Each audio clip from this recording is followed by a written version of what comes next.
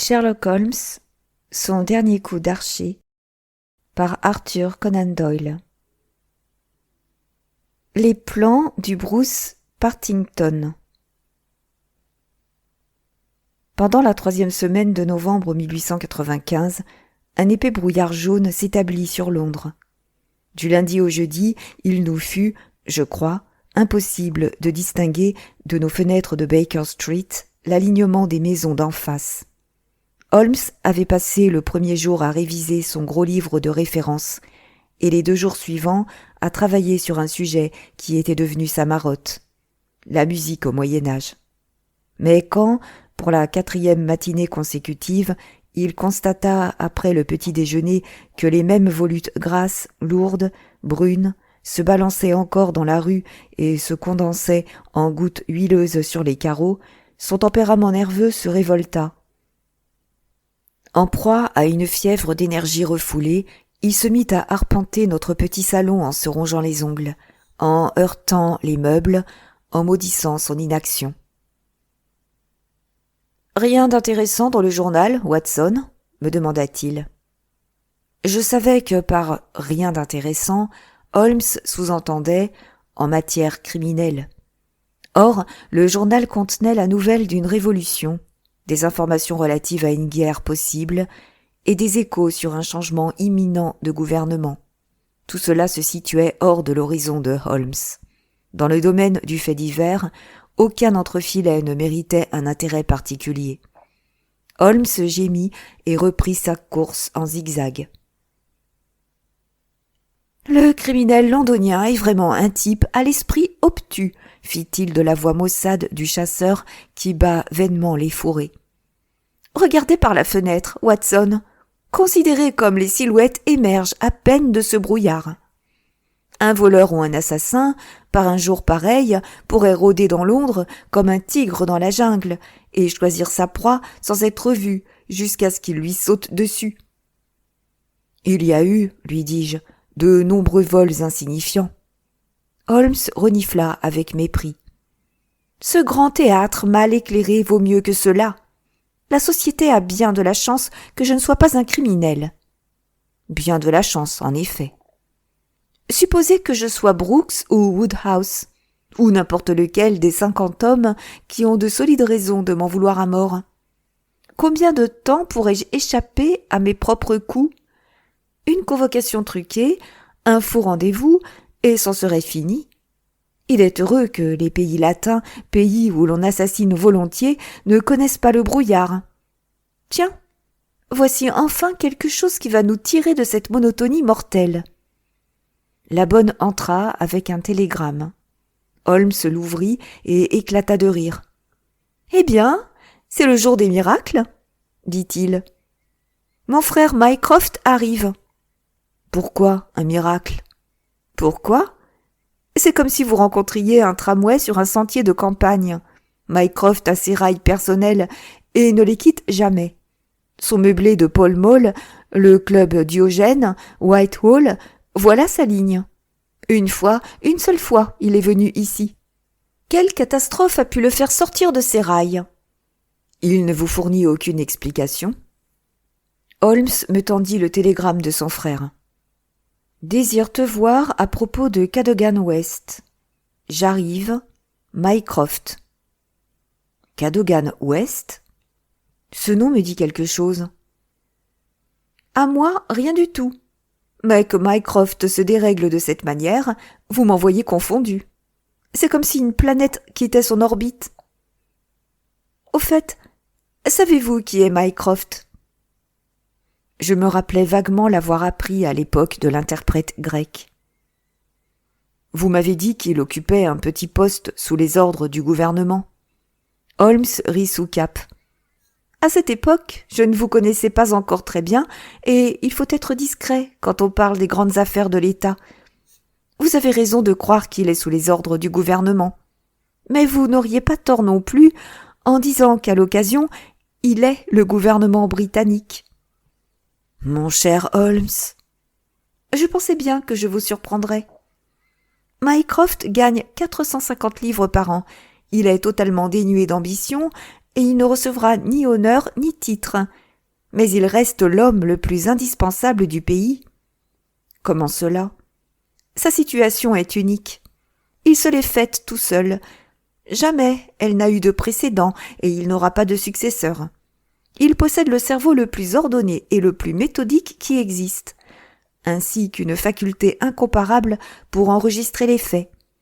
Les mêmes qualités que j'utilise pour la recherche des criminels, il les a mises au service de sa fonction. Les conclusions de chaque département ministériel lui sont communiquées et il est le central, le bureau régulateur qui dresse au jour le jour la synthèse. Tous les autres hommes sont des spécialistes. Sa spécialité à lui est l'omniscience. Supposons qu'un ministre ait besoin d'un renseignement pour un problème qui intéresse à la fois la marine, les Indes, le Canada et le bimétallisme. Il peut recueillir des divers départements en cause des avis séparés sur chacune des questions soulevées. Mais seul Mycroft est capable de voir l'ensemble et d'expliquer sur le champ comment chaque facteur peut affecter les autres. On l'a d'abord utilisé comme une commodité pour gagner du temps. À présent, il s'est rendu indispensable. Dans sa tête, chaque chose est classée et il peut s'en servir le moment venu. Bien des fois, il a eu son mot à dire pour décider de la politique du gouvernement. Il vit dans la politique. Il ne pense à rien d'autre sauf lorsque, en guise d'exercice intellectuel, je l'invite à me donner son avis sur l'un de mes petits problèmes. Mais aujourd'hui, c'est Jupiter qui descend de son Olympe. Que diable peut-il me vouloir? Qui est Cadogan West? Et qu'est-il pour Mycroft? Je l'ai, m'écriai-je, après avoir plongé dans la pile de journaux. Oui, c'est bien lui. Cadogan West est le jeune homme qui a été trouvé mort mardi matin dans le métro. Holmes se redressa, attentif, la pipe à mi-chemin des lèvres. Voilà qui doit être grave, Watson. Une mort qui a incité mon frère à modifier ses habitudes n'est sûrement pas une mort ordinaire. Mais en quoi le concerne-t-elle? L'affaire était banale, si je m'en souviens bien. Le jeune homme était tombé de la rame selon toute apparence, et il s'était tué dans sa chute.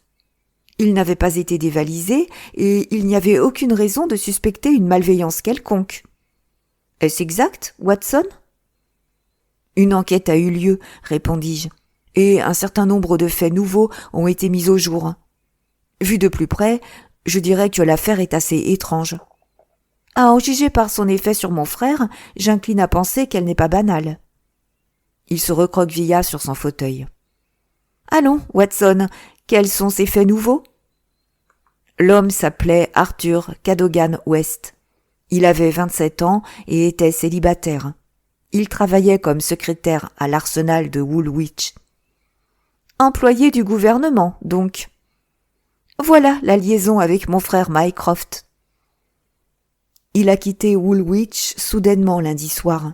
Sa fiancée, mademoiselle Violette Westbury, est la dernière personne qu'il ait vue.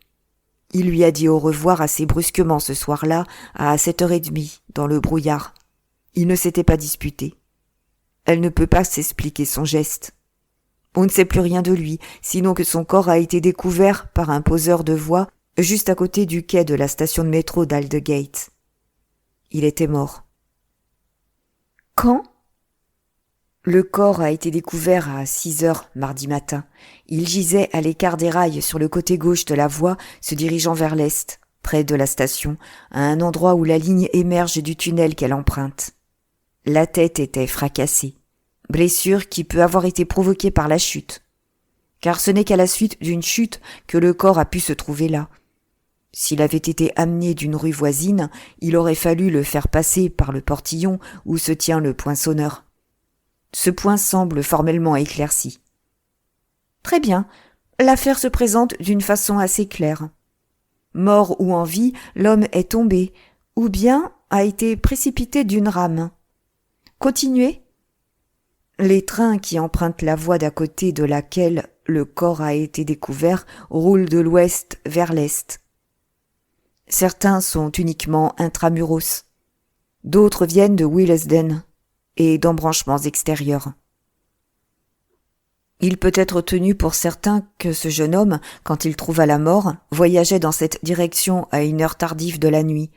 Mais par contre, il est impossible de préciser à quelle station il monta dans la rame. Son billet devrait l'indiquer, voyons. Il n'avait pas de billet dans ses poches. Pas de billet ? Ma foi, Watson, voilà qui est très bizarre.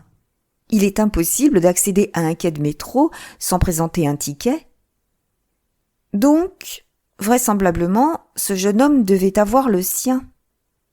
Lui a-t-il été dérobé afin que ne soit révélée la station où il avait pris le métro ? C'est une hypothèse. À moins qu'il ne l'ait laissé tomber dans un compartiment. Deuxième hypothèse. Mais ce détail est curieux. Il ne semble pas avoir été dévalisé, n'est-ce pas ? Non. Voici la liste des objets trouvés sur lui. Son porte-monnaie avec 2 livres 15 shillings, un carnet de chèques délivré par la succursale de Woolwich de la Capital and Counties Bank. C'est grâce à ce carnet de chèques qu'il a pu être identifié. Il avait encore 2 billets de premier balcon pour le théâtre de Woolwich, valables pour ce même soir. Et enfin, un petit paquet de papiers techniques. Holmes poussa une exclamation de contentement. « Nous avons tout, Watson ! Le gouvernement anglais, l'arsenal de Woolwich, papier technique, mon frère Mycroft. La chaîne est complète. Mais le voici qui arrive, si je ne me trompe pas, et qui va tout nous dire. » Une seconde plus tard, notre porte s'ouvrit sur le grand et imposant Mycroft Holmes. Il était de stature lourde, massive. Extérieurement, il donnait une impression de passivité physique et de gaucherie. Mais au-dessus de cette corpulence pesante se dressait une tête dont le front était si dominateur, les yeux gris acier si vifs, les lèvres si fermes, la physionomie si subtilement nuancée qu'après le premier coup d'œil, on oubliait le corps pour ne plus regarder que le visage. Sur ses talons, notre vieil ami Lestrade le suivait. Le policier de Scotland Yard avait la figure grave. Leur mine annonçait un événement capital. Sans un mot, le détective nous serra la main. Mycroft Holmes émergea de son pardessus et échut dans un fauteuil. « Très ennuyeuse, cette affaire, Sherlock, » dit-il. « Je déteste modifier mes habitudes, mais il fallait absolument que je vienne chez toi. Étant donné les nouvelles du Siam, il est regrettable que j'aie quitté mon bureau. Toutefois, il s'agit d'une véritable crise. Jamais je n'ai vu le Premier ministre aussi bouleversé. Quant à l'amirauté, on y bourdonne comme dans une ruche retournée. Tu as lu ce que la presse en a dit. » Nous venons de lire un journal. De quel papier technique s'agissait-il ? Ah, voilà le hic. Heureusement, cette précision n'a pas été divulguée. Quel chahut dans la presse, si elle savait. Les papiers que ce malheureux jeune homme avait dans sa poche étaient les plans du sous-marin Bruce Partington. Mycroft Holmes avait pris un ton solennel qui soulignait l'importance de l'affaire. Son frère et moi demeurâmes dans l'expectative. « Vous n'en avez pas entendu parler ? Je croyais que tout le monde était au courant. »« Je connais le nom, voilà tout. » Ces plans sont d'un intérêt vital. De tous les secrets du gouvernement, c'est celui qui a été le plus jalousement gardé. Apprends en résumé que toute guerre navale devient impossible dans le rayon d'action d'un Bruce Partington. Il y a 2 ans, une très forte somme a été prélevée dans le budget pour acheter le monopole de l'invention. Rien n'a été négligé pour tenir l'affaire secrète. Les plans, qui sont extrêmement compliqués, qui comportent une 30aine de brevets séparés dont chacun est indispensable à la réalisation de l'ensemble, étaient placés dans un coffre à toute épreuve, à l'intérieur d'un bureau privé attenant à l'arsenal. Les portes et les fenêtres de cette pièce sont inviolables. Sous aucun prétexte, les plans ne devaient quitter le bureau. Si l'ingénieur en chef de la marine désirait les consulter, il était obligé de se rendre dans le bureau de Woolwich. Et malgré toutes ces précautions, voilà que nous les trouvons dans les poches d'un jeune secrétaire en plein cœur de Londres. Du point de vue officiel, c'est tout simplement abominable. Mais Ils ont été retrouvés. Non, Sherlock, non. Nous ne les avons pas retrouvés. 10 plans ont été volés à Woolwich. Il y en avait 7 dans la poche de Cadogan West. Les 3 plans les plus importants n'y étaient plus. Ils ont disparu. Il faut que tu laisses tout tomber pour t'occuper de cela, Sherlock. Tes petites devinettes pour correctionnelles n'ont aucun intérêt. Il s'agit d'un problème international vital. Tu dois le résoudre. Pourquoi Cadogan a-t-il les plans? Où sont ceux qui manquent? Comment est-il mort? Comment son cadavre est-il arrivé à l'endroit où on l'a trouvé? Comment le mal peut-il être réparé? Réponds à chacune de toutes ces questions et tu auras bien mérité de ton pays. Pourquoi ne résous-tu pas toi-même le problème, Mycroft? Tu vois aussi loin que moi. C'est possible, Sherlock. Mais il faut avant tout réunir des éléments de détail. Donne-moi ces détails, et d'un fauteuil, je te ferai une excellente synthèse digne d'un expert criminel.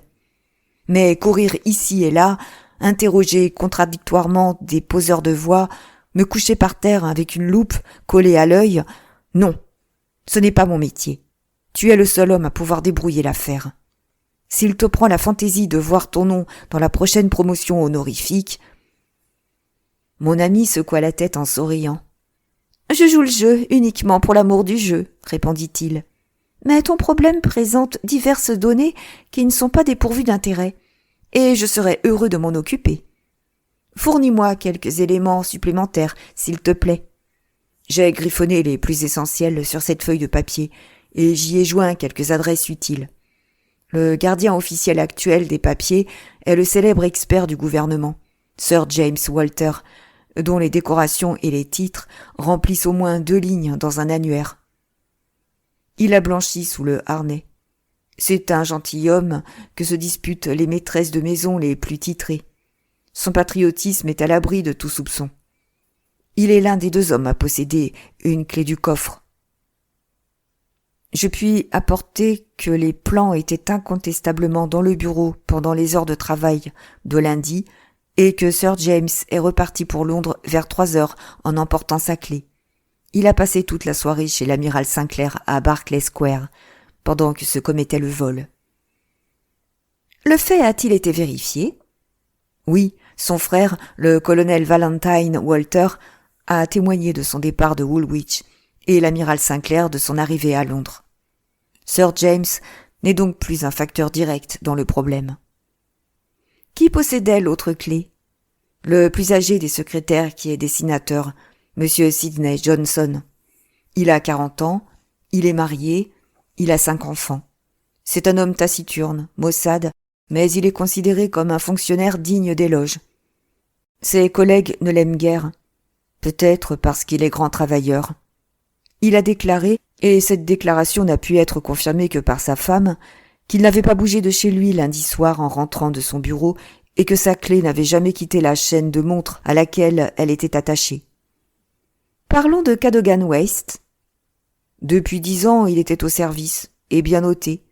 Il avait la réputation d'être impulsif et impétueux, mais aussi d'avoir de la droiture et de la probité. Nous n'avons rien contre lui. Au bureau, il était l'adjoint de Sidney Johnson. Ses fonctions l'obligeaient à manipuler chaque jour et personnellement les plans. Personne d'autre n'y touchait. Qui a remis les plans dans le coffre ce soir-là? Monsieur Sidney Johnson. Eh bien, il n'est pas difficile de dire qui les a dérobés. Ils ont été trouvés sur la personne de Cadogan West. Cela semble décisif, n'est-ce pas? Oui, Sherlock, et pourtant, cette explication laisse bien des choses dans l'ombre. D'abord, pourquoi les aurait-il dérobés? J'imagine qu'ils valaient de l'argent, non? Il aurait pu en tirer plusieurs milliers de livres, facilement. Peux-tu me suggérer un autre motif plus valable pour qu'il les ait emportés à Londres? Non. Alors, il nous faut prendre cette hypothèse comme base. Le jeune West a pris les papiers. Il n'a pu le faire qu'à l'aide d'une fausse clé. De plusieurs fausses clés. Il lui fallait ouvrir le bâtiment et le bureau. Il possédait donc plusieurs doubles de clés.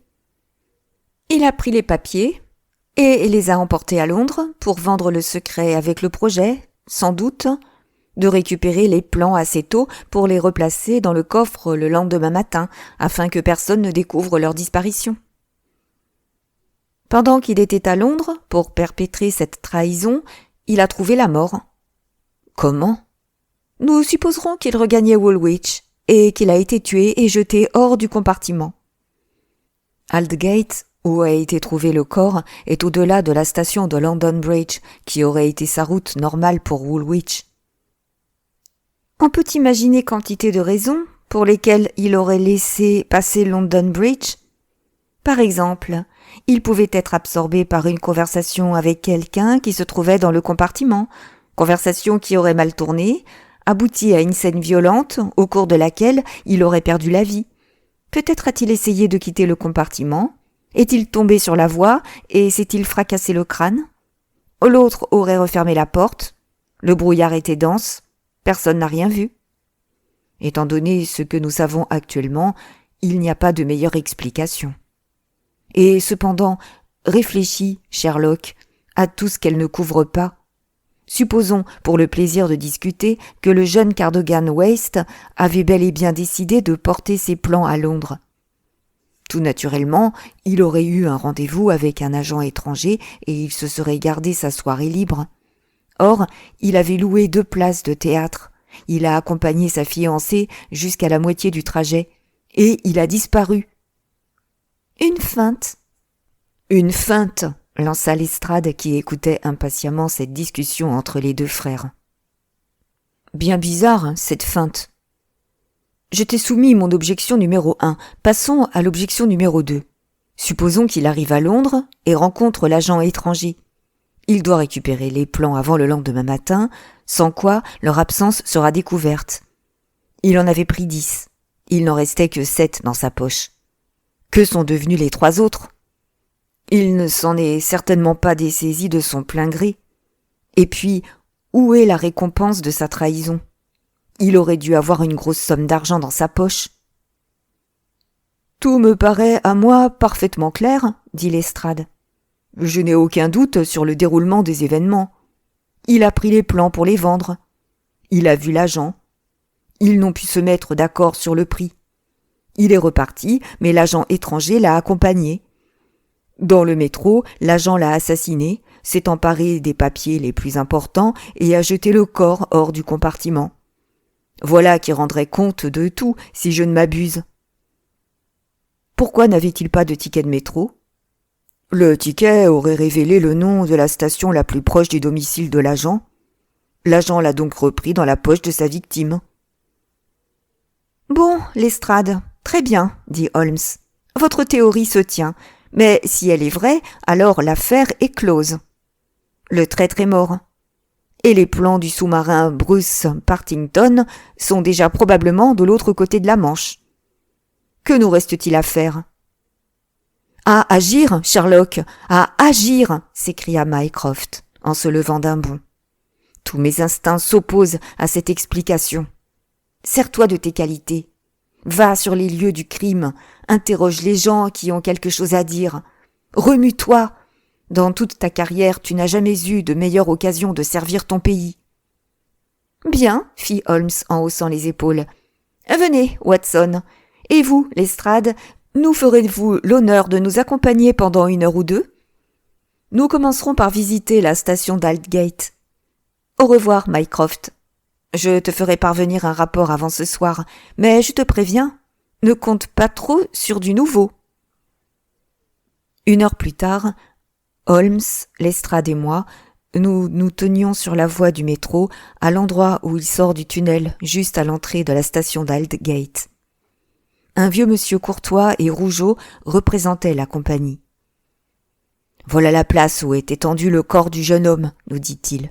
Il n'a pas pu tomber de là-haut puisque les murs sont pleins. Il n'a pas pu tomber que d'une rame. Et cette rame, pour autant que nous avons pu l'identifier, a dû passer lundi vers minuit. » Les compartiments ont-ils été examinés? Et y a-t-on relevé des traces de lutte? Aucune trace de lutte, et son billet n'a pas été retrouvé. On n'a pas constaté qu'une porte était restée ouverte? Non. « Nous avons enregistré ce matin un nouveau témoignage, » dit Lestrade. Un passager qui était à bord d'une rame de métro passant par Aldgate vers 11h40 lundi soir déclare avoir entendu le bruit mat d'une chute lourde comme celle d'un corps tombant sur la voie juste avant que la rame n'atteigne la station. Mais il y avait un épais brouillard et il n'a rien vu. Sur le moment, il n'avait aucune déposition. « Eh bien, qu'avez-vous, monsieur Holmes ?» Mon ami regardait avec une intensité visible les rails du train qui dessinaient une courbe à la sortie du tunnel. Aldgate est un embranchement et il y avait un système d'aiguillage. C'est sur cet aiguillage que son regard inquisiteur était fixé. Je vis sur son visage aigu et sensible cette crispation de la bouche, ce frémissement des narines, ce plissement du front que je connaissais bien. « L'aiguillage » murmura-t-il. « L'aiguillage. » « Eh bien, que voulez-vous dire ? » ?»« Je suppose qu'il n'y a pas beaucoup d'aiguillage qu'une ligne comme celle-ci. »« Non, il n'y en a que très peu. »« Et un virage aussi. Un aiguillage et un virage.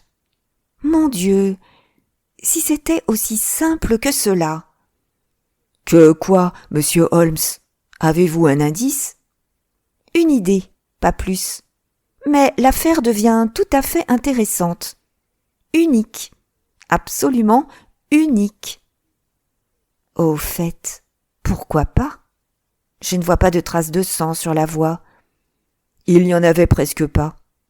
Mais je croyais qu'il s'agissait d'une blessure considérable. L'os avait été fracassé, mais la blessure externe n'était pas considérable.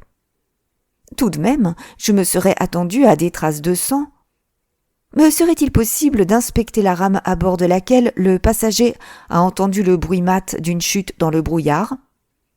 Je crains que non, monsieur Holmes. La rame a été défaite, et ces voitures réparties sur d'autres trains. Je puis vous donner l'assurance, monsieur Holmes, intervint Lestrade, que chaque voiture a été soigneusement examinée. J'y ai veillé personnellement.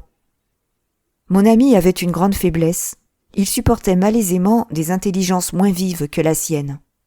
« Sans doute ont-elles été convenablement examinées, » répondit-il en se détournant. « D'ailleurs, ce n'étaient pas les compartiments que je désirais regarder. Watson, nous n'avons plus rien à faire ici. Nous avons fini de vous importuner, monsieur Lestrade. Je crois que notre enquête doit se poursuivre à Woolwich. » À London Bridge, Holmes rédigea un télégramme pour son frère. Il me le tendit avant de l'expédier.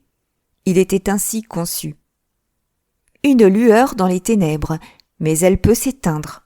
En attendant, elle obligeance de me faire porter par un messager à Baker Street une liste complète de tous les espions étrangers et agents internationaux connus en Angleterre avec leurs adresses complètes. Sherlock. Une fois installé dans le train de Woolwich, il me dit « Précaution qui devrait nous être utile, Watson. Quoi qu'il advienne, nous devons être reconnaissants à mon frère Mycroft de nous avoir mêlés à une affaire qui promet d'être passionnante. » Son visage aigu avait conservé cette expression d'énergie intense où je lisais qu'un élément neuf était intervenu pour stimuler son intelligence. Regardez un chien courant dans un chenil. Il a les oreilles basses et la queue tombante. Regardez le même chien qui, muscles tendus et yeux luisants, court sur une piste bien chaude. Vous aurez une idée du changement qui s'était opéré sur Holmes depuis ce matin. Il y a de la matière, il y a un champ d'action, me dit-il. J'ai été vraiment stupide de n'avoir pas entrevu tout de suite les possibilités de l'affaire. Jusqu'ici, moi, je n'entrevois rien. Remarquez que je n'entrevois pas tout, mais je suis sur une piste qui peut mener loin. L'homme a été tué ailleurs, et son cadavre était sur le toit d'un compartiment. Sur le toit ? Peu banal, n'est-ce pas ? Mais écoutez-moi bien. Est-ce par coïncidence que le corps a été découvert à l'endroit même où la rame tressaute et penche légèrement parce qu'elle vire sur l'aiguillage ? N'est-ce pas l'endroit où le plus vraisemblablement doit tomber un objet quelconque placé sur le toit ? L'aiguillage n'aurait rien provoqué à l'intérieur de la rame. Ou bien le cadavre est tombé du toit, ou bien il s'agit d'une coïncidence fort étrange. Maintenant, réfléchissez aux traces de sang. Si le corps avait perdu son sang ailleurs, il ne pouvait pas y en avoir beaucoup sur la voie. Chaque élément est assez évocateur par lui-même, je crois. Reliés ensemble, ils prennent une force très suggestive. Et ils expliquent l'absence du ticket, m'exclamai-je. Mais oui, nous ne pouvions pas expliquer l'absence du ticket. La voilà expliquée. Tout cadre, Watson. Mais en admettant qu'il en eût été ainsi, nous sommes toujours aussi loin d'élucider le mystère de sa mort. Votre explication ne simplifie pas les choses. Elle les rend plus bizarres. Peut-être, répondit pensivement Holmes. Il tomba dans une profonde rêverie, d'où il ne sortit que lorsque le train s'arrêta en gare de Woolwich. Il héla un fiacre et tira de sa poche le papier de Mycroft. « Nous avons une petite tournée de visite à accomplir cet après-midi, dit-il. Commençons par Sir James Walter. » Le célèbre fonctionnaire habitait une belle villa dont les pelouses descendaient jusqu'à la Tamise. Quand nous y arrivâmes, le brouillard se levait et un maigre soleil perçait l'humidité. Un maître d'hôtel nous ouvrit la porte. « Sir James, monsieur !» s'écria-t-il d'une voix solennelle. « Sir James est mort ce matin. »« Grand Dieu !» s'exclama Holmes stupéfait. « Comment est-il mort ?»« Peut-être voudriez-vous rentrer, monsieur, et voir son frère, le colonel Valentine ?»« Oui, nous ne demandons pas mieux. » Nous fûmes introduits dans un salon peu éclairé où nous rejoignit bientôt un bel homme d'une 50aine d'années, très grand, le menton décoré d'un collier de barbe blonde. C'était le frère cadet du grand ingénieur. Ses yeux farouches, ses joues mal rasées, ses cheveux dépeignés révélaient la brutalité du coup qui avait frappé cette famille. Il avait du mal à articuler ses mots. « C'est ce scandale horrible, nous dit-il. Mon frère avait un sens de l'honneur très délicat, et il ne pouvait pas survivre à une pareille affaire. Elle lui a brisé le cœur. Il était toujours très fier du rendement de ses services. Il n'a pu supporter le choc. Nous avions espéré qu'il aurait pu nous donner quelques indications qui nous auraient aidés à élucider l'énigme. Je vous assure que l'énigme était totale pour lui comme pour vous, comme pour nous tous. Il avait communiqué à la police tout ce qu'il savait. Naturellement, il était persuadé de la culpabilité de Cadogan Waste. Tout le reste lui paraissait inconcevable. Vous ne pouvez rien nous dire qui puisse jeter une lueur nouvelle sur l'affaire ?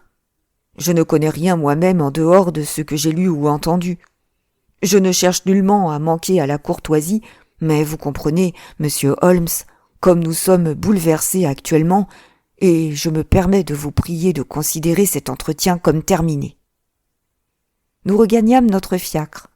Holmes me dit « C'est un développement tout à fait imprévu.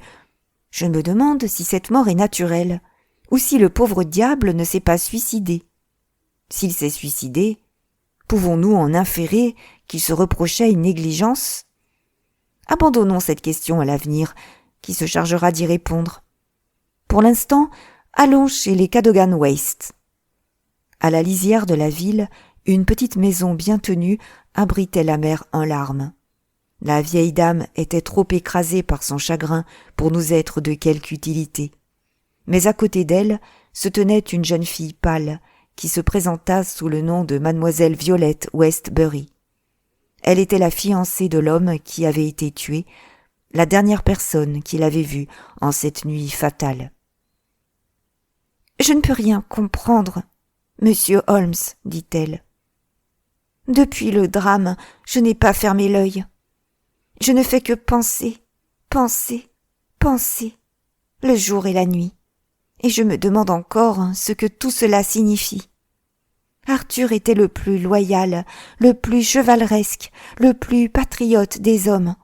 Il se serait coupé la main droite plutôt que de vendre un secret d'État confié à sa garde. Tous ceux qui le connaissent trouveraient absurde, impossible, ridicule de le soupçonner. Mais les faits, Mademoiselle Westbury.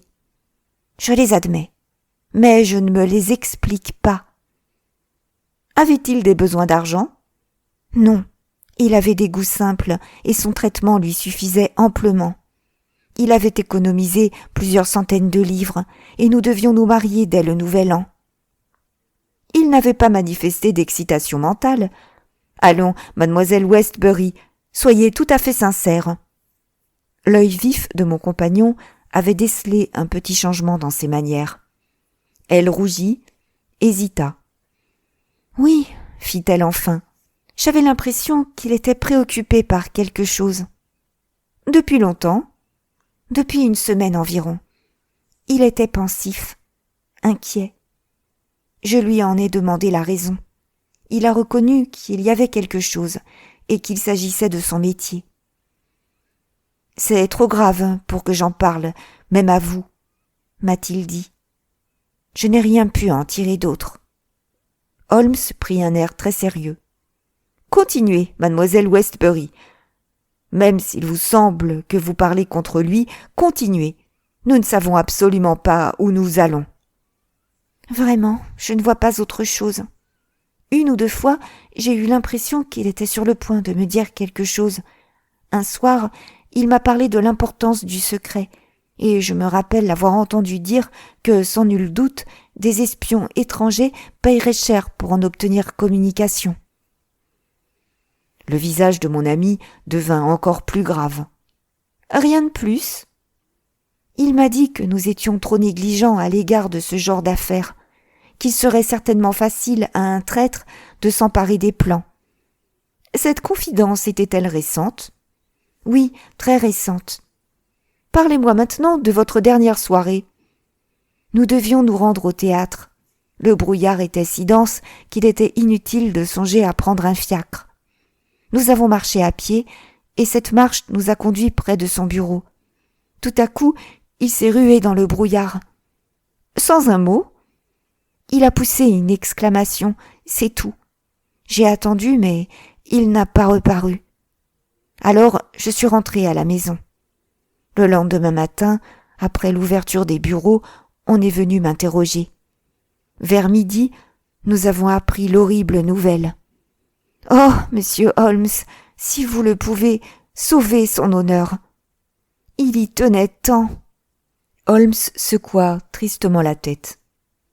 Venez, Watson, me dit-il. Allons ailleurs. Nous nous arrêterons au bureau où les plans ont été volés. Et il ajouta dans son fiacre. Tout était déjà assez défavorable au jeune homme, et nos investigations ne font que fortifier cette mauvaise impression. Ce projet de mariage fournit au crime un mobile. Naturellement, il avait besoin d'argent. Il avait l'idée en tête, puisqu'il en avait parlé. Il a presque fait de la jeune fille sa complice en lui confiant ses plans. C'est très mauvais. Mais tout de même, Holmes, le caractère compte bien pour quelque chose.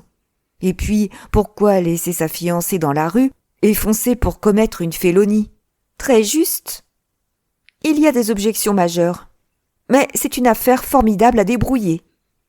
Monsieur Sidney Johnson, le secrétaire principal, nous reçut au bureau avec le respect que s'attirait partout la carte de visite de mon ami.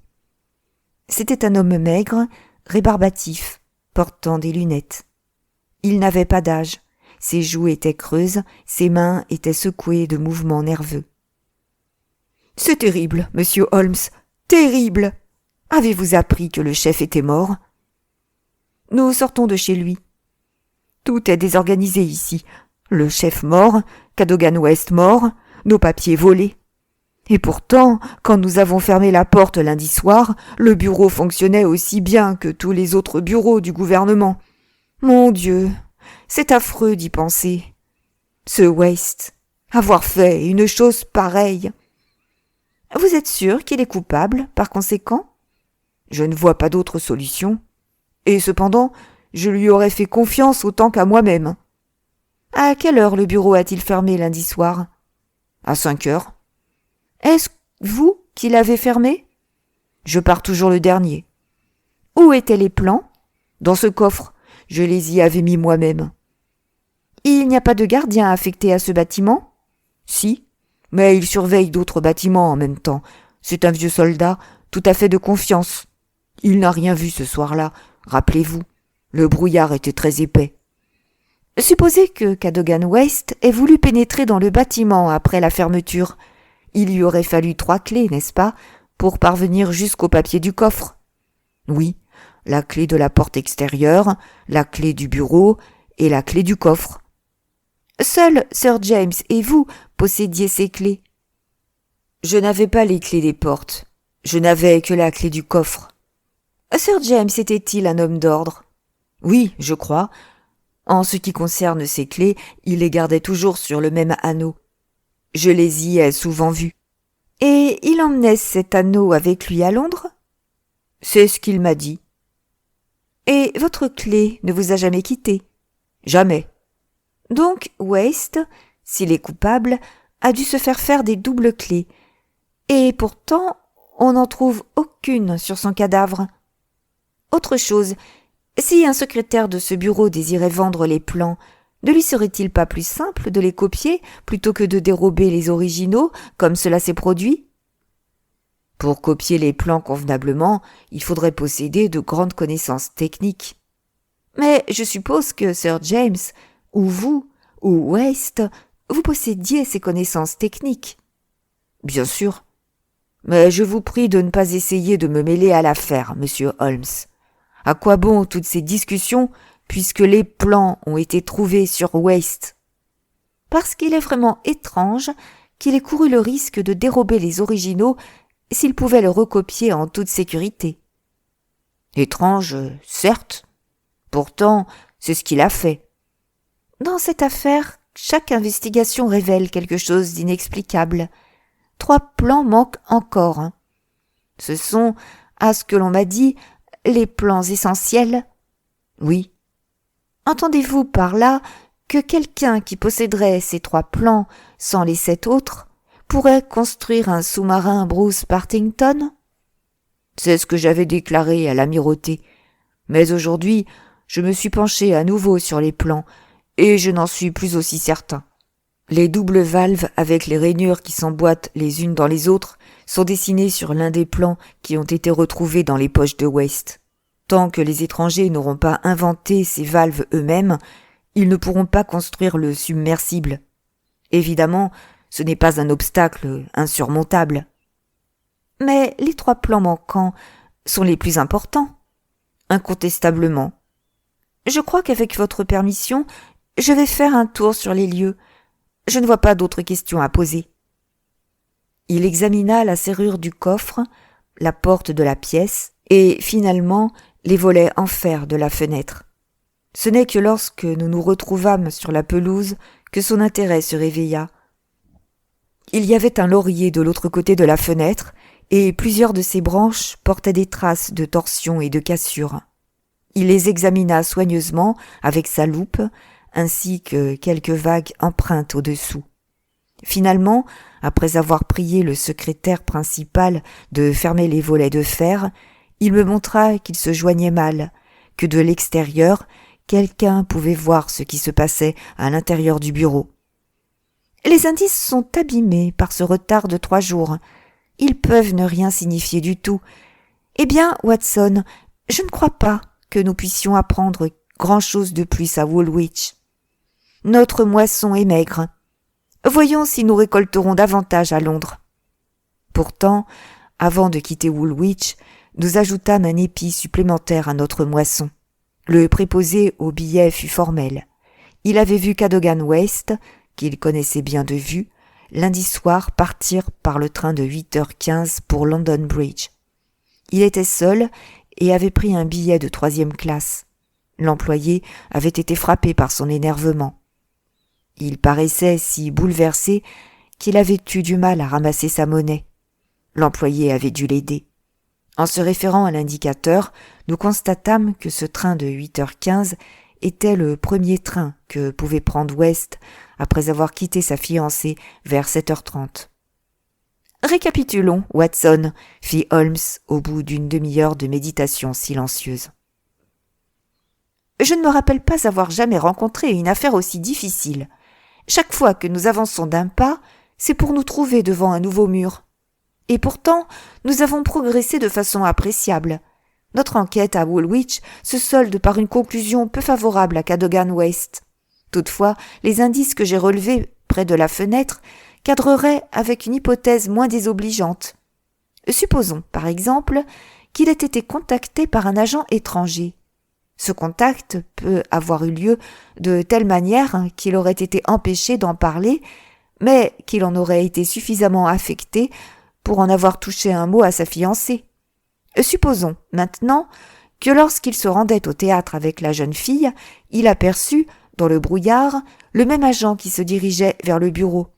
West avait un tempérament bouillant, il était prompt à se décider, et il plaçait son devoir au-dessus de tout. Il a suivi l'homme, il s'est placé contre la fenêtre, il a assisté à la subtilisation des documents, et il a poursuivi le voleur. Ainsi, nous liquidons l'objection que nul n'aurait pris des documents qu'il pouvait copier. Cet étranger devait, lui, s'en emparer, parce qu'il ne pouvait pas les copier sur place. Jusqu'ici, tout se tient. Et ensuite, les difficultés commencent. On pourrait imaginer qu'étant donné les circonstances, le jeune Cadogan aurait dû commencer par mettre la main au collet du bandit et donner l'alerte. Pourquoi ne l'a-t-il pas fait? Était-ce parce que c'était l'un de ses supérieurs qui prenait les papiers? Cela expliquerait la conduite de West. Ou, dans le brouillard, le voleur a-t-il semé West, et West est-il parti immédiatement pour Londres afin de le retrouver chez lui, en supposant qu'il sût où il habitait? L'affaire devait être bien urgente, puisqu'il a laissé la jeune fille seule dans le brouillard et qu'il n'a pas cherché à la rejoindre. Ici, la piste se refroidit, et un trou béant s'étend entre mon hypothèse et le fait que le cadavre de West, avec cette plan dans sa poche, a été placé sur le toit d'une rame de métro. Mon instinct me commande à présent de repartir par l'autre bout du fil. Si Mycroft nous a préparé la liste des adresses que je lui ai demandées, peut-être identifierons-nous notre homme et suivrons-nous 2 pistes au lieu d'une. Naturellement, une note nous attendait à Baker Street. Un messager officiel l'avait déposée. Holmes y jeta un coup d'œil et me la communiqua. Le menu fretin est nombreux, mais peu d'hommes seraient capables de manipuler une pareille affaire.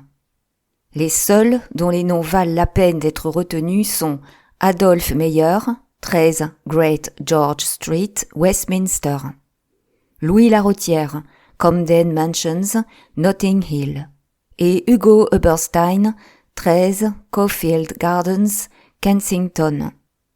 Ce dernier était à Londres lundi. On m'assure qu'il n'y est plus. Heureux d'apprendre qu'une lueur est en vue, le cabinet attend ton rapport concluant avec une impatience anxieuse. Des représentations urgentes sont arrivées d'un milieu très haut placé.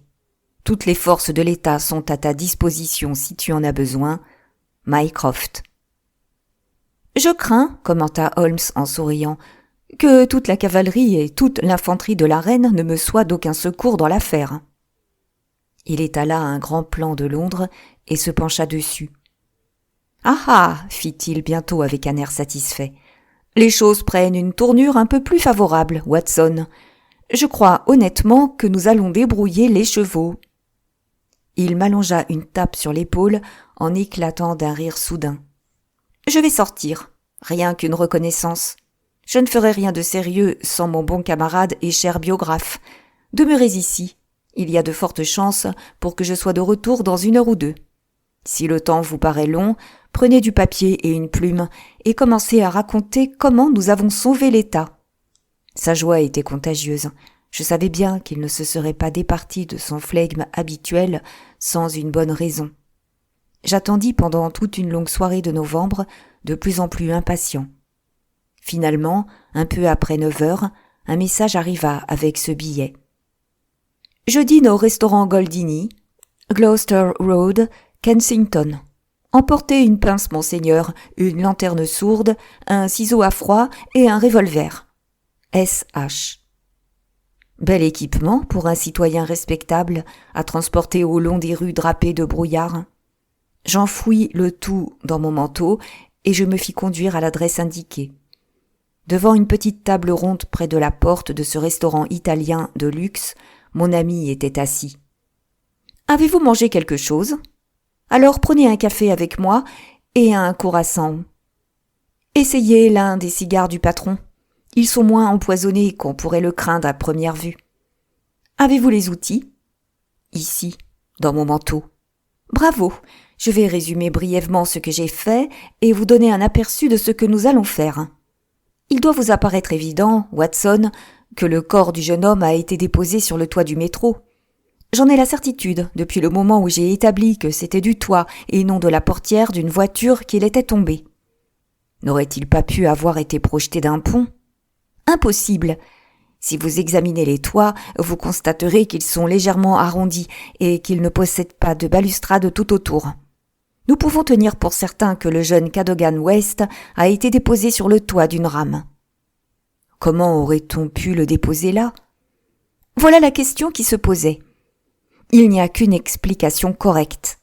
Vous savez que le métro roule en plein air dans certains endroits de West End. Je me suis rappelé vaguement que, un jour où je l'avais pris, j'avais aperçu des fenêtres, juste au-dessus de ma tête. Si une rame s'arrête juste au-dessous de l'une de ces fenêtres, serait-il difficile de déposer un cadavre sur son toit ? Cela me paraît tout à fait improbable, Holmes. Nous sommes obligés d'en revenir au vieil axiome selon lequel, quand toutes les autres éventualités ne cadrent pas, celle qui reste, aussi improbable soit-elle, doit être la vérité. Or, toutes les autres hypothèses ne cadrent pas. Quand j'ai découvert que le principal agent international, qui vient de quitter Londres, habitait dans l'une des maisons qui surplombent le métro, j'ai été si content que je me suis laissé aller à la petite familiarité qui vous a étonné. Oh, c'était pour cela ? Oui, c'était pour cela. Monsieur Hugo Oberstein, du 13 Caulfield Gardens, étant devenu mon objectif, j'ai commencé mes opérations à la station de Gloucester Road. Un employé très aimable m'a accompagné sur la voie et m'a permis de m'assurer non seulement que les fenêtres de l'escalier de service de Caulfield Gardens donnent sur la voie, mais d'un fait encore plus important. Étant donné un croisement tout proche avec des voies de chemin de fer, les rames de métro demeurent parfois immobilisées pendant quelques minutes à cet endroit. Merveilleux, Holmes. Vous avez résolu le problème ? Pas complètement, Watson. Nous avançons, mais le but est encore loin. Après avoir contemplé les murs de derrière Caulfield Gardens, j'ai inspecté la façade et j'ai vérifié que l'oiseau s'était réellement envolé. Sa maison est très vaste, non meublée à ce que je crois dans les étages supérieurs. Oberstein vivait là avec un seul domestique, sans doute un complice qui a toute sa confiance. Nous devons nous rappeler qu'Oberstein est parti pour le continent afin de se défaire de son butin, mais non pour s'enfuir. Il n'avait aucune raison de redouter un mandat d'arrêt ou de perquisition, et il n'a jamais dû envisager qu'un amateur se livrerait à une visite domiciliaire. C'est précisément cette visite domiciliaire à laquelle nous allons nous livrer. Ne pourrions-nous pas obtenir un mandat pour légaliser l'opération ? Nous manquons de preuves formelles. Que pouvons-nous espérer trouver dans cette perquisition ? Peut-être une correspondance intéressante ? Je n'aime pas cela, Holmes. Mon cher ami, vous ferez le guet dans la rue et je me réserverai le rôle criminel. L'heure n'est pas aux bagatelles. Réfléchissez à la note de Mycroft, à l'amirauté, au cabinet, à la personne d'un rang élevé qui attend des nouvelles. Nous sommes tenus d'agir. Pour toute réponse, je me levai. Vous avez raison, Holmes. Nous sommes tenus d'agir.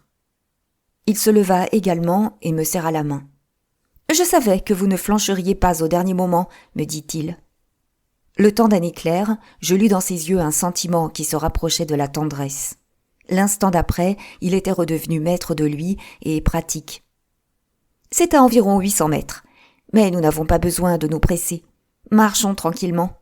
Je vous recommande de ne pas laisser tomber nos outils. Votre arrestation par un policeman soupçonneux serait une complication tout à fait regrettable. Caulfield Gardens était l'une de ces artères du centre où s'alignaient des maisons à piliers et à porches du style victorien moyen, comme on en voit tant dans le West End de Londres. Derrière la porte voisine devait se dérouler une réunion d'enfants, car le joyeux bourdonnement de voix jeunes et le fracas d'un piano résonnaient dans la nuit. Le brouillard n'était pas dissipé et nous protégeait de son voile amical. Holmes avait allumé la lanterne pour éclairer la porte massive. « Sérieux obstacle, fit-il. Elle est certainement défendue par des barres et verrouillée. Nous serions plus à notre aise dans la cour. Il y a une excellente voûte un peu plus bas pour le cas où un policeman trop zélé nous dérangerait. Donnez-moi un coup de main, Watson. Je vous aiderai ensuite. » Bientôt, nous nous trouvâmes tous les deux de l'autre côté du petit mur dans la cour d'entrée. À peine avions-nous atteint le coin le plus ombreux que nous entendîmes au-dessus de nos têtes le pas d'un policeman. Quand il se fut éloigné, Holmes s'attaqua à la porte du bas. Je le vis se baisser et forcer jusqu'à ce que dans un craquement sec, elle s'ouvrît. Aussitôt, nous nous engouffrâmes dans la porte de la cour derrière nous. Holmes me précéda pour gravir un escalier de pierre nue. Son petit rayon de lumière jaune éclaira une fenêtre basse. « Nous y sommes, Watson. Ce doit être la bonne. » Il la força. Au même moment, nous entendîmes un grondement bas, rude, qui se transforma en rugissement. C'était une rame de métro qui passait au-dessous de nous dans le noir. Holmes promena sa lanterne le long de l'appui qui était recouvert d'une couche de suie épaisse émanant des locomotives des trains. Mais la surface noire était par endroits barbouillée et effacée. « Vous voyez où ils ont posé le cadavre ? Oh oh, Watson, qu'est-ce là ? Une tache de sang, sans aucun doute. » Il me désigna de faibles colorations sur la charpente de la fenêtre. « En voilà une autre sur la pierre de l'escalier. La démonstration est complète. Demeurons ici jusqu'à ce qu'une rame s'arrête. » Nous n'eûmes pas longtemps à attendre. La rame suivante rugit comme la précédente en sortant du tunnel, puis, dans un grincement de frein, s'arrêta exactement au-dessous de nous. Il n'y avait pas plus d'1,20 m entre le rebord de la fenêtre et le toit d'un compartiment. Holmes referma doucement la fenêtre. « Tout se confirme, me dit-il. Qu'en pensez-vous, Watson ? Un chef-d'œuvre ? Jamais vous ne vous êtes haussé jusque-là, Holmes. Je ne suis pas de votre avis. À partir du moment où j'ai eu l'idée que le cadavre était tombé du toit, idée qui, évidemment, n'était pas stupide, tout le reste allait de soi. Si de grands intérêts n'avaient pas été en jeu, l'affaire n'aurait été qu'insignifiante. Mais nous ne sommes pas au bout de nos peines. Peut-être trouverons-nous ici de quoi nous aider. » Nous avions gravi l'escalier de la cuisine et nous avions pénétré dans l'enfilade des pièces du premier étage. L'une était une salle à manger, d'une simplicité sévère, qui ne contenait rien d'intéressant. Une deuxième était une chambre à coucher qui ne nous apporta aucun élément nouveau. La dernière pièce nous sembla plus prometteuse, et mon compagnon entreprit de l'examiner méthodiquement. Jonchée de livres et de journaux, elle servait de bureau. Rapidement, Holmes inspecta le contenu de chaque tiroir et de chaque armoire, mais je ne vis dans son regard aucun éclair de satisfaction. Au bout d'une heure de recherche, il n'était pas plus avancé. « Ce chien malin a brouillé sa piste, me dit-il. Il n'a rien laissé qui puisse l'incriminer. Sa dangereuse correspondance a été détruite ou dissimulée ailleurs. Ceci est notre dernière chance. » Il s'agissait d'une petite cassette en fer blanc qui était posée sur le bureau. Holmes l'ouvrit avec son ciseau à froid. Il y avait à l'intérieur plusieurs rouleaux de papier couverts de chiffres et de calculs, sans aucune référence. Des mots revenaient sans cesse. Pression de l'eau et pression au centimètre carré. Peut-être concernait-il un sous-marin ? Holmes, impatienté, les jeta de côté. Il ne restait plus qu'une enveloppe qui contenait quelques coupures de journaux. Il les fit tomber sur la table. Tout de suite, son visage m'apprit que son espérance n'était pas déçue. « Que veut dire cela, Watson ? Eh, une série de messages dans la colonne des annonces personnelles d'un journal. Le Daily Telegraph à en juger par le papier et les caractères. L'angle droit supérieur d'une page. Pas de date, mais les messages se combinent. Celui-ci doit être le premier. Espérer des nouvelles plus tôt. D'accord pour les conditions. Écrire à l'adresse indiquée sur la carte. Pierrot. Voici le suivant. Trop compliqué à décrire. Rapport complet et nécessaire. L'argent sera versé contre la marchandise. Pierrot. Puis nous arrivons à Affaire presse. Doit retirer l'offre si contrat n'est pas exécuté. Donner rendez-vous par lettre. Confirmerait par annonce Pierrot. Enfin, lundi soir après 9h, 2 coups, nous seuls. Ne soyez pas si soupçonneux, paiement cash contre remise de la marchandise. Pierrot. Le procès-verbal est presque complet, Watson. Si seulement nous pouvions attraper l'homme à l'autre bout. Il réfléchit un moment en tambourinant sur la table avec ses doigts. Après tout, cela ne sera peut-être pas difficile. Nous n'avons rien de plus à faire ici, Watson. Je pense que nous devrions aller jusqu'au Daily Telegraph et conclure dignement une journée de bon travail. Le lendemain matin, après le petit déjeuner, Mycroft Holmes et Lestrade étaient accourus au rendez-vous que leur avait donné Sherlock Holmes.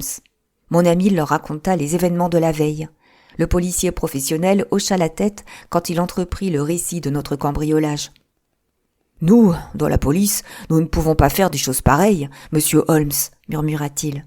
Je ne m'étonne plus que vous réussissiez mieux que nous. Mais l'un de ces jours, vous irez trop loin et vous aurez des ennuis, vous et votre ami. » Pour l'Angleterre, pour la patrie, pour la beauté, Watson, 2 martyrs sur l'autel de la patrie. Mais toi, Mycroft, qu'en penses-tu ? Excellent, Sherlock. Admirable. Mais à quoi cela te servira-t-il ? Holmes s'empara du Daily Telegraph qui était sur la table. Avez-vous lu l'annonce de Pierrot aujourd'hui ? Comment ? Une autre ? Oui, la voici. Ce soir, même heure, même endroit. 2 coups. Importance vitale, votre sécurité en jeu, Pierrot. Nom d'un tonnerre, s'exclama Lestrade. S'il vient, nous l'avons. C'est bien ce que j'ai pensé quand j'ai fait insérer cette annonce. Je crois que si cela ne vous dérangeait pas, nous pourrions nous trouver vers 8h à Caulfield Gardens. La solution devrait être proche. L'une des particularités les plus remarquables de Sherlock Holmes était son pouvoir de distraire son cerveau de l'action et d'aiguiller ses pensées vers des sujets légers, chaque fois qu'il était persuadé qu'il ne pouvait améliorer sa position. Je me rappelle que pendant toute cette journée mémorable, il se plongea dans une monographie qu'il avait commencé d'écrire sur les motets polyphoniques de Lassus. Moi qui ne possédais pas cette faculté de détachement, je trouvais les heures interminables. L'importance nationale de la conclusion, les hautes sphères suspendues à notre enquête, la nature du procédé que nous avions mis en route, tout se combinait pour chatouiller mes nerfs. Je fus réellement soulagé quand, enfin, à l'issue d'un dîner léger, nous partîmes en expédition. Lestrade et Mycroft nous attendaient à la sortie de la station de Gloucester Road. Nous avions laissé ouverte la porte de la cour d'entrée la nuit d'avant, et je dus, car Mycroft Holmes refusa formellement et avec indignation d'escalader la balustrade, entrer et ouvrir la porte du vestibule. Vers 9h, nous étions tous assis dans le bureau à attendre patiemment notre homme. 1 heure s'écoula, puis une autre. Quand 11h retentirent, le carillon de l'église voisine sembla sonner le glas de nos espoirs. Lestrade et Mycroft s'agitaient sur leur siège et regardaient leur montre 2 fois par minute. Holmes était assis, impassible, les paupières à demi fermées, chaque sens en alerte. Soudain, il leva la tête. « Le voici !» fit-il. Un pas furtif était passé devant la porte. Le pas s'arrêta, fit demi-tour. Nous entendîmes quelqu'un traîner les pieds, puis 2 coups au heurtoir. Holmes se leva en nous faisant signe de demeurer assis. Dans le vestibule, le gaz avait été baissé. Holmes ouvrit la porte de la rue. Une silhouette sombre se glissa à l'intérieur. Il referma la porte et la verrouilla. Nous l'entendîmes murmurer « Par ici ». L'instant d'après, notre homme se tenait devant nous. Holmes l'avait suivi. Lorsque l'homme se retourna, en poussant un cri de surprise et de peur, il le saisit par le col et le rejeta dans la pièce. Avant que notre prisonnier eût retrouvé son équilibre, la porte était refermée et Holmes s'y était adossé. L'homme regarda autour de lui, tituba et tomba inanimé sur le plancher. Dans sa chute, son chapeau à large bord s'envola, sa cravate descendit de sa bouche. Alors apparurent les traits délicats et le collier de barbe ronde du colonel Valentine Walter. Holmes émit un petit sifflement de surprise. « Cette fois, vous pouvez dire de moi que je suis un âne, Watson, » dit-il. « Il n'est pas l'oiseau que j'attendais. »« Qui est-ce » s'enquit âprement Mycroft. « Le frère cadet de feu Sir James Walter, chef du département des sous-marins. Oui, je comprends la distribution des cartes maintenant. Il revient à lui. Je pense que vous feriez mieux de me laisser le soin de l'interroger. » Nous avions porté le corps évanoui sur le canapé. Notre prisonnier se remit sur son séant, regarda autour de lui avec un visage révulsé par l'horreur et promena une main sur son front comme quelqu'un qui n'en croit pas ses sens. « Que veut dire ceci ?» demanda-t-il. « Je suis venu pour causer avec monsieur Oberstein. »« Tout est fini, colonel Walter, » répondit Holmes. « J'avoue ne pas comprendre comment un gentleman anglais a pu se comporter de la sorte. Mais toute votre correspondance, toutes vos relations avec Oberstein nous sont connues. Et aussi les circonstances de la mort du jeune Cadogan Waste. Permettez-moi de vous donner un conseil. Regagnez donc un peu de crédit par du repentir et une confession sincère. Il nous reste encore quelques détails à apprendre de vos propres lèvres. » L'homme gémit et enfouit son visage dans ses mains. Il demeura silencieux. « Je peux vous donner l'assurance, » reprit Holmes, « que nous savons l'essentiel. Nous savons que vous aviez des besoins d'argent pressants, que vous aviez pris une empreinte des clés de votre frère et que vous étiez entré en rapport avec Oberstein qui répondait à vos lettres par la colonne d'annonce du Daily Telegraph. Nous savons que vous êtes descendu au bureau dans le brouillard lundi soir, mais que vous avez été vu et suivi par le jeune Cadogan Waste, qui avait déjà motif de vous suspecter. Il a assisté au vol que vous avez commis, mais il ne pouvait pas donner l'alarme, car il était possible, après tout, que votre frère vous eût chargé de lui porter les plans à Londres. Sans plus penser à ses affaires privées, comme le bon citoyen qu'il était, il vous a suivi de près dans le brouillard et s'est attaché à vos talons jusqu'à ce que vous soyez arrivé à cette maison. Là, il s'est montré, et c'est alors, colonel Walter, qu'à la trahison, vous avez ajouté un assassinat, particulièrement horrible. « Non, devant Dieu, je jure que je ne l'ai pas tué !» cria notre misérable prisonnier. « Dites-nous dans ce cas comment Cadogan Waste est mort avant que vous ayez placé son cadavre sur le toit d'une rame de métro. »« Je vais vous le dire. Je vous jure que je vais vous le dire. J'ai fait le reste. Je l'avoue. Tout s'est passé comme vous venez de l'expliquer. J'avais à payer une dette de bourse. Il me fallait de l'argent à tout prix. Oberstein m'a offert 5000 livres. C'était pour me sauver de la ruine. Mais pour ce qui est du meurtre, je suis aussi innocent que vous. Expliquez-vous. Il me soupçonnait en effet depuis quelque temps et il m'a suivi. Je ne m'en suis pas aperçu avant d'être arrivé ici. Le brouillard était dense. On ne voyait rien à plus de 3 mètres. J'avais frappé 2 coups et Oberstein m'avait ouvert. Le jeune homme se rua par l'entrebâillement de la porte et nous demanda ce que nous avions fait avec les plans. Oberstein avait une courte matraque. Il la portait toujours sur lui. Quand Waste s'est introduit dans la maison, Oberstein l'a assommé d'un grand coup sur le crâne. 5 minutes plus tard, Waste mourait. Son corps gisait dans le vestibule, et nous ne savions comment nous en débarrasser. C'est alors qu'Oberstein songea au train qui s'arrêtait sous la fenêtre de derrière. Mais d'abord, il examina les plans que j'avais amenés. Il dit que 3 étaient essentiels et qu'il devait les garder. « Vous ne pouvez pas les conserver, lui répondis-je. Ce sera une bagarre terrible à Woolwich si je ne les rapporte pas. » Il me répéta qu'il devait les conserver en arguant du fait qu'ils étaient techniquement si compliqués qu'il n'avait pas le temps d'en prendre copie. Je répliquai que tous devaient être rapportés cette même nuit.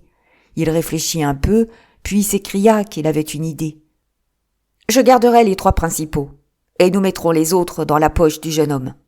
Quand il sera découvert, il endossera toute l'affaire. » Comme je n'entrevoyais aucun autre moyen, nous opérâmes ainsi qu'il l'avait suggéré. Nous guettâmes une demi-heure à la fenêtre en attendant qu'un métro s'arrête. Le brouillard était si épais que personne ne pouvait rien voir. Nous n'avons donc pas eu de difficulté à balancer le corps de Waste sur le toit du métro. En ce qui me concerne, l'affaire s'est terminée là. « Et votre frère ?» Il ne m'a rien dit, mais il m'avait surpris une fois avec des clés, et je crois qu'il se méfiait de moi. J'ai lu dans ses yeux qu'il pensait que j'étais le coupable. Comme vous le savez, il ne me regardera plus jamais. » Un silence s'établit dans la pièce. Mycroft Holmes imite un terme. « Ne pouvez-vous pas réparer ? Une réparation soulagerait votre conscience et réduirait votre châtiment. » À quelle réparation, pensez-vous ? Où est Oberstein avec les plans ? Je ne sais pas. Il ne vous a pas laissé d'adresse ? Il m'a dit de lui écrire le cas échéant à l'hôtel du Louvre à Paris. Alors, vous pouvez réparer, dit Sherlock Holmes. Tout ce qui est en mon pouvoir, je le ferai. Je ne dois rien à cet homme. Il a été la cause de ma déchéance. Voici du papier et de l'encre. Asseyez-vous à ce bureau et écrivez sous ma dictée. L'adresse sur l'enveloppe d'abord. Bien. Maintenant, la lettre. Cher monsieur, à propos de notre accord, vous avez sans nul doute remarqué qu'un détail essentiel vous manque. Je possède un dessin qui complétera le tout. Toutefois, j'ai dû surmonter de nouvelles difficultés, et je suis dans l'obligation de vous demander 500 livres supplémentaires. Je ne le confierai pas à la poste, et je n'accepterai que de l'or ou des billets de banque. J'irai bien à l'étranger pour vous rencontrer, mais mon départ ferait peut-être jaser actuellement. J'espère donc vous voir samedi à midi dans le fumoir du Charing Cross Hotel. J'insiste sur le fait que je n'accepterai que de l'or ou des billets de banque. Voilà, je serais bien étonné si notre homme n'accourait pas. Il accourut. C'est un point d'histoire, de l'histoire secrète qui est souvent bien plus passionnante que l'histoire publique, qu'Oberstein, désireux de parachever le coup de sa vie, tomba dans le panneau et fut condamné à 15 ans de prison.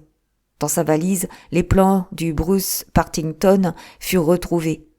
Il s'apprêtait à les vendre aux enchères dans tous les bureaux européens de la marine. Le colonel Walter mourut en prison. Quant à Holmes, il retourna avec un entrain renouvelé à sa monographie sur les motets symphoniques de Lassus. Elle a fait l'objet d'un tirage privé. Les experts affirment qu'elle a épuisé le sujet. Quelques semaines plus tard, j'appris par hasard que mon ami avait passé une journée à Windsor, d'où il était revenu avec une splendide émeraude montée en épingle de cravate. Quand je lui ai demandé s'il l'avait achetée, il me répondit que c'était le cadeau d'une certaine gracieuse dame pour le compte de laquelle il avait eu la chance de réussir une fois une petite affaire. Il ne m'en dit pas davantage.